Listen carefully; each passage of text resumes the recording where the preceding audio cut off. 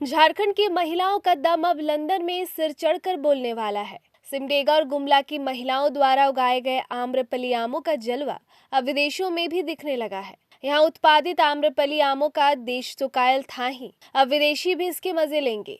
केंद्र सरकार लगातार किसानों की आय बढ़ाने के प्रयास कर रही है। इसी क्रम झारखंड के आमों का निर्यात शुरू किया गया है। इसकी पहली खेप यूनाइटेड किंगडम भेजी गई है। इसे स्थानीय सामान के विदेशों में जाने का शानदार उदाहरण बताते हुए केंद्रीय वाणिज्य मंत्री पीयूष गोयल ने सोशल मीडिया प्लेटफॉर्म एक्स पर कहा कि झारखंड के सिमडेगा की महिला किसान उत्पादक कंपनी द्वारा उगाए गए आम्रपली आम यूनाइटेड किंगडम पहुंचने वाले हैं। एपीडा के निरंतर प्रयासों से किसानों को बेहतर मूल्य, महिलाओं को नई पहचान और भारत के कृषि निर्यात को नई गति मिल रही है। वाणिज्य और उद्योग मंत्रालय के अधीन कृषि और प्रसंस्कृत खाद्य उत्पाद निर्यात विकास प्राधिकरण यानी एपीडा ने राज्य से यूनाइटेड किंगडम के लिए ताजे आमों की पहली वाणिज्यिक खेप को हरी झंडी दिखाकर 4 जून 2026 को कोलकाता से रवाना किया। मंत्रालय ने बताया कि इस खेप में झारखंड के सिमडेगा जिले के बानो ब्लॉक में स्थित महिला किसान उत्पादक कंपनी यानी एफपीसी ब्योरा फार्मर प्रोड्यूसर कंपनी लिमिटेड से प्राप्त 1.5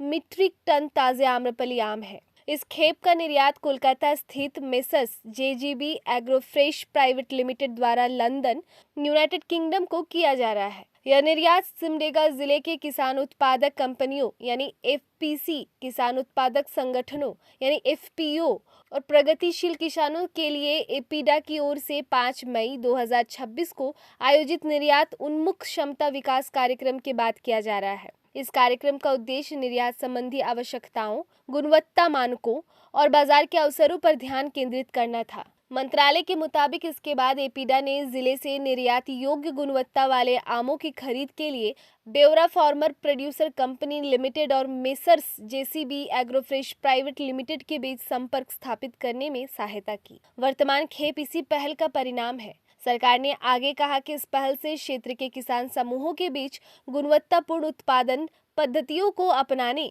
फसल कटाई के बाद बेहतर प्रबंधन करने और अंतर्राष्ट्रीय मानकों का अनुपालन करने को प्रोत्साहन मिलने की उम्मीद है।